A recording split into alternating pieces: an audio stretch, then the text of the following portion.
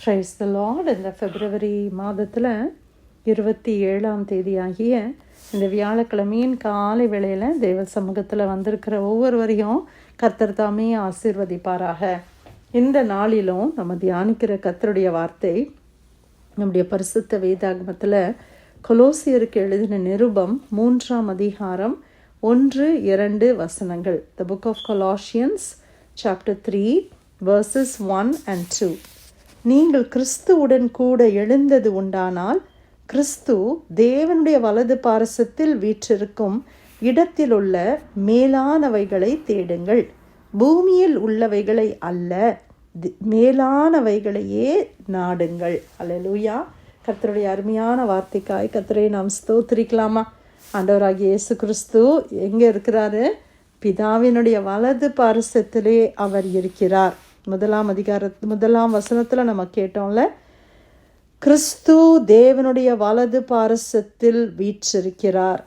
அப்போ கிறிஸ்து வலது பாரசத்தில், தேவனுடைய வலது பாரசத்தில் வீற்றிருக்கிற அந்த இடத்தில் உள்ள மேலானவைகளை நாம் தேட வேண்டும். நாம் கிறிஸ்துவுடன் கூட எழுந்தது உண்டானால், நீங்கள் கிறிஸ்துவோடு கூட எழுந்திருக்கிறீர்களா அப்படின்னா என்ன அர்த்தம்? நம்ம ஞானஸ்நானம் எடுக்கும்போது நமக்கு சொல்லி கொடுத்துருப்பாங்க. என்ன சொல்லி கொடுத்துருப்பாங்க? நம்ம அந்த தண்ணீருக்குள்ளே போகும்போது நம்ம கிறிஸ்துவோடு மரிப்பதற்கு அது அடையாளம். தண்ணிக்குள்ளே நம்ம அப்படியே உள்ளே மூழ்கும்போது அது கிறிஸ்துவோடு நான் மரிக்கிறேன், என் பாவங்களுக்கு நான் மரிக்கிறேன். அப்போ வெளியில் அந்த தண்ணியிலேருந்து வெளியில் எழும்பி வரும்போது கிறிஸ்துவோடு கூட நம்ம எழும்புகிறோம், ஒரு புதிய சிருஷ்டியாக நம்ம எழும்புகிறோம். அதை தான் born again எக்ஸ்பீரியன்ஸ் அப்படின்னு நம்ம சொல்கிறோம். நிக்கோதேமுக்கு ஆண்டவர் நிக்கோடிமஸ்க்கு ஜீசஸ் இதை எக்ஸ்பிளைன் பண்ணாங்க. ஜான் 3 யோவான் 3ஆம் அதிகாரத்தை நீங்கள் வாசித்தீங்கன்னா அழகாக ஆண்டவராக இயேசு கிறிஸ்து அதை எக்ஸ்பிளைன் பண்ணுவார். ஒரு எந்த மனுஷனும் மறுபடியும் பிறவாவிட்டால் அவன் தேவனுடைய ராஜ்யத்தை காண முடியாது அப்படின்னு ஆண்டவர் சொல்லுவாங்க. அப்போ அவர் கேட்பார், எப்படி நான் இவ்வளோ வயசான பிறகு திருப்பி என்னுடைய தாயின் வயிற்றில் போய் நான் பிறக்க முடியும்? பால சொல்லுவார், பாவத்துக்கு மரித்து நம்ம கிறிஸ்துவோடு கூட பிழைக்கும்படி நம்ம பிறக்க வேண்டும். புது சிருஷ்டியாக நான் மாறணும். எல்லாரும் ஒரு தடவை அம்மாவுடைய வயிற்றுலேருந்து பிறந்துட்டோம். இது என்ன பிறப்பு? Spiritual birth. இது எது? ஸ்பிரிச்சுவலாக நான் பார்ன் ஆகிற ஒரு எக்ஸ்பீரியன்ஸ், ஆவியில் பிறக்கிற அனுபவம். அதைத்தான் அடுத்தது ஆண்டவர் சொல்லுவாங்க, ஒருவன் ஜலத்தினாலும் ஆவியினாலும் பிறவாவிட்டால் அவர்கள் தேவனுடைய ராஜ்யத்தில் பிரவேசிக்க மாட்டார்கள். அப்போ ஜலத்தில் பிறக்கணும், ஆவியில் பிறக்கணும். அல்லேலூயா. அதைத்தான் இந்த இடத்துல பார்க்கணும். கிறிஸ்துவுடன் கூட நீங்கள் எழுந்தது உண்டானால், நம்மெல்லாம் மறுபடி பிறந்து கிறிஸ்துவோடு கூட எழுந்திருக்கிறோம், ஞானஸ்நானம் எடுத்திருக்கிறோம், ஆவியானுடைய அபிஷேகத்தை பெற்றிருக்கிறோம். நீங்கள் கிறிஸ்துவோடு கூட எழுந்தது உண்டானால் கிறிஸ்து தேவனுடைய வலது பாரசத்தில் வீற்றிருக்கும் இடத்திலுள்ள மேலானவைகளை தேடுங்கள். மேலானவைகளை நாம் தேட வேண்டும். பூமியில் உள்ளவைகளை அல்ல, மேலானவைகளையே நாடுங்கள். இன்னைக்கு நம்ம எதை நாடுகிறோம், எதை தேடுகிறோம்? பூமிக்குரியவைகளையே நம்ம தேடிக்கொண்டு இருக்கிறோம். அப்படிதானே? இன்னைக்கு நிறைய பேர் கவலையோடு இந்த ப்ரேயருக்கு நம்ம வந்திருப்போம். நம்ம கவலைக்கு என்ன ரீசன் அப்படின்னு சொல்லி நீங்கள் பார்த்தீங்கன்னா, அதை எக்ஸாமின் பண்ணி நம்ம பார்த்தோன்னா, most of the time 99% of the time அந்த கவலைக்கு காரணம் என்ன தெரியுமா? இந்த பூமிக்குரிய காரியமாக இருக்கும். ஒரு வீடு எனக்கு இல்லையே, எனக்கு ஒரு நல்ல வேலை இல்லையே, எனக்கு நாளைக்கு ஏதாவது நடந்துச்சுன்னா என்ன பண்ணுறது, இப்படியே பணத்தை குறித்து கவலை, பிள்ளைங்களை குறித்து கவலை, குடும்பத்தை குறித்து ஒரு கவலை, இது மாதிரியே தான் இருக்கும் நம்ம கவலை. அதான் ஆண்டவர் சொல்றாரு, பூமிக்குரியவைகளை அல்ல, மேலானவைகளை நாம் நாட வேண்டும். மேலானவைகள் கர்த்தராகிய இயேசு கிறிஸ்து பிதாவுடைய வலது பாரசத்தில் வீற்றிருக்கிற அந்த பரலோகத்தின் காரியத்தை குறித்து நாம் நாட்டம் இருக்கிறதா? அதை குறித்து ஒரு சிந்தை இருக்கிறதா? நமக்கு ஃப்யூச்சருக்கெல்லாம் நம்ம ரொம்ப பிளான் பண்ணுவோம்.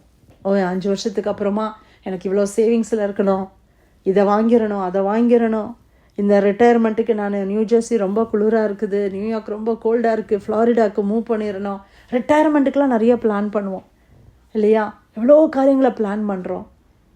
பிரியமானவர்களே, இயேசுவோடு கூட நீங்கள் நித்திய காலமாக வாழ போகிறோமே, அதை குறித்து என்னைக்காவது பிளான் பண்ணியிருக்கிறோமா? இட்டர்னிட்டியை குறித்து என்னைக்காவது யோசித்து இருக்கிறோமா? இன்றைக்கி நகை வாங்கணும், வீடை வாங்கணும், அதை வாங்கணும், இதை வாங்கணும், எல்லாம் செய்கிறோம். எல்லாம் பிளான் பண்ணி ரொம்ப அழகாக செய்கிறோம். சீட்டு போடுறோம், அதை பண்ணுறோம். பரலோகத்தை குறித்து என்ன பிளான் இருக்குது? அதைத்தான் ஆண்டவர் சொல்கிறாருங்க. நீங்கள் பூமிக்குரியதையே பார்த்து பார்த்து பார்த்து வாழ்கிறீங்களே, இந்த பூமிக்குரியதெல்லாம் ஒரு நாள் நம்மளை விட்டு போகும் அப்படின்னு நமக்கு தெரியும். ஆனால் தெரிஞ்சிருந்தாலும் அதுலேயே தான் நம்முடைய நாட்டம் இருக்கிறது. நம்முடைய கவலை, நம்ம பயம், நம்முடைய எல்லாமே அதை குறித்து தான் இருக்குது. அதான் ஆண்டவர் சொல்றாரு, பூமிக்குரியவைகளை அல்ல, பூமியில் உள்ளவைகளை அல்ல, மேலானவைகளை நாடுங்கள். பூமியில் உள்ளதை நீங்கள் நாடாதீங்க. ஏன்னா ஆண்டவர் என்ன சொல்கிறாரு, முதலாவது தேவனுடைய ராஜ்யத்தையும் அவருடைய நீதியும் நீங்கள் தேடினீங்கன்னா இவைகள் எல்லாம் உங்களுக்கு கூட கொடுக்கப்படும். உங்களுடைய சுகம், உங்களுக்கு வீடு, உங்களுக்கு சாப்பாடு, உங்களுடைய பொருளாதாரம், உங்கள் வேலை. ஆண்டவருக்கு தெரியுமா தெரியாதா? இதெல்லாம் எனக்கு தேவை. கர்த்தருக்கு தெரியும்ல. ஆண்டவருக்கு தெரியும், எனக்கு ஒரு வேலை இருந்தால் தான் நான் சாப்பிட முடியும், எனக்கு ஒரு வீடு இருக்கணும், எனக்கு ஒரு கார் வேணும், எனக்கு ஒரு பைசைக்கிள் வேணும், எனக்கு ஒரு பைக்கு வேணும். ஆண்டவருக்கு தெரியும். அப்போ ஆண்டவர் அதை கொடுப்பேன்னு சொல்கிறாருல்ல. ஆண்டவர் சொல்கிற இவைகள் எல்லாம் உங்களுக்கு கூட கொடுக்கப்படும். ஆனால் நம்ம எதை தேடணும்? முதலாவது தேவனுடைய ராஜ்யத்தை தேடணும், கர்த்தருடைய நீதியை தேடணும், பரலோகத்தினுடைய மகிமையை நான் தேடணும். பரலோகத்துக்காக நான் என்ன பொக்கிஷம் சம்பாதிச்சு வச்சிருக்கிறேன், என் நேரத்தை நான் எப்படி செலவிடுறேன், ஆண்டவருக்காக ஏதாவது செய்கிறேனா? எவ்வளோ ஃப்ரெண்ட்ஸ் எனக்கு இருக்கிறாங்க, அவங்கெல்லாம் ஜீசஸ் இல்லாமல் மாண்டு போகிறாங்களே, அவங்கெல்லாம் நரகத்துக்கு போகிறாங்களே, அதை நான் அறிந்திருக்கிறேனே, ஏதாவது நான் செய்கிறேனா? ஆத்ம பாரம் நமக்கு இருக்குதா? எத்தனையோ நியூஸ் நம்ம கேட்குறோம், அவங்களுக்காக ஜெபிக்கிறோமா? எனக்கு இருக்கிற இந்த அநீதியான உலக பொருளாகிய இந்த பணம், இது ஒரு அநீதியானது தான்.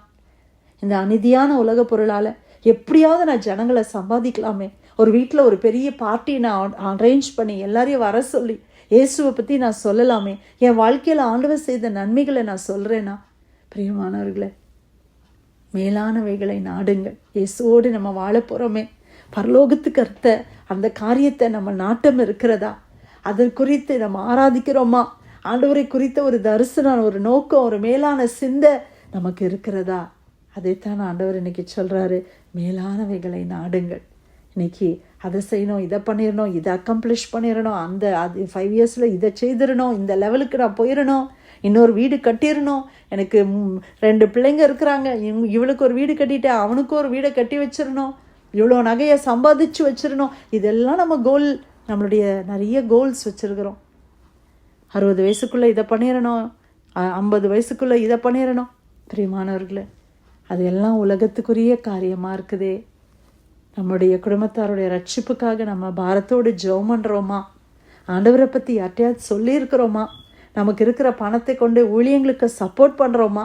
ஊழியர்கள் எவ்வளோ பேர் மலைகளிலும் காடுகளிலும் குகைகளிலும் எவ்வளோ கஷ்டமான இடத்துல ஊழியம் செய்கிறாங்களே, அவங்களுக்கு ஏதாவது விதத்தில் நம்ம சப்போர்ட்டிவாக இருக்கிறோமா?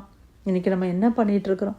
பூமிக்குரியதையே பார்த்து அவங்க வீட்டில் இப்படி நடக்குது, அந்த வீட்டில் இப்படி பண்ணுறாங்க, இங்கே வந்து ப்ரேயர் ரிக்வஸ்ட் சொன்னாங்கன்னா, ஓ இவங்க வீட்டில் இப்படிலாம் நடக்குதா, ஓ இவங்க வீட்டில் இப்படி சாட்சி சொல்கிறாங்களா, இப்படியே கேட்டு நம்ம வாழ்ந்து நம்ம ஒன்றும் இல்லாமல் போகிறதுக்கு கர்த்தர் மேலானவைகளை நாம் நாட வேண்டும் என்று தேவன் சொல்லுகிறார். மேலானவைகளை நாடுவோம். ஏன்னா நம்முடைய பூமி, நம்முடைய குடியிருப்பு பரலோகத்தில் இருக்குது. ஆமென். நம்முடைய குடியிருப்பு பூமியில் இல்லை, இது ஒரு சின்ன டிரான்சிட் பிளேஸ். எப்படி நம்ம அமெரிக்காவிலேருந்து ஒரு வேளை இந்தியா ட்ராவல் பண்ணும்போது எமிரேட்ஸில் போனால் துபாயில் ஒரு டிரான்சிட், இல்லை லுஃப்தான்ஸாவில் போனால் ஃப்ராங்க்ஃபர்ட்டில் ஒரு டிரான்சிட், பிரிட்டிஷ் ஏர்வேஸில் போனால் லண்டனில் ஒரு கொஞ்ச நேரம் நம்ம வெயிட் பண்ணுறோம், அப்படி தானே? அடுத்த ஃப்ளைட்ஸ் வர்றதுக்கு ஒரு ஃபியூ ஹவர்ஸ் வெயிட் அது மாதிரி தான் பூமி. இந்த பூமியில் இருக்கிற நாட்கள் குறைவானது. ஆனால் நம்முடைய நிரந்தரமான சொந்தமான இடம் பரலோகம். அல்லேலூயா. அதுக்கு பொக்கிஷத்தை சேர்த்து வைங்க. அதற்கு ஆண்டவரை மகிமைப்படுத்தும்படி ஒரு பாவி மனம் திரும்பும்போது பரலோகம் சந்தோஷப்படுமாமே. அப்போ அதற்காக நான் என்ன செய்யணும்? அப்படியாக நம்முடைய நாட்டங்கள் இருக்கும்போது எதை குறித்து நம்ம கவலைப்பட மாட்டோம். அல்லேலூயா. கொலோசியர் 3:1-2 நீங்கள் கிறிஸ்துவுடன் கூட எழுந்தது உண்டானால் கிறிஸ்து தேவனுடைய வலது பரிசுத்தத்தில் வீற்றிருக்கும் இடத்தில் உள்ள மேலானவைகளை தேடுங்கள், பூமியில் உள்ளவைகளை அல்ல, மேலானவைகளையே நாடுங்கள். கர்த்தர் கொடுத்த வார்த்தைக்காக நன்றி செலுத்தி யாராவது நம்ம ஜெபிக்கலாமா?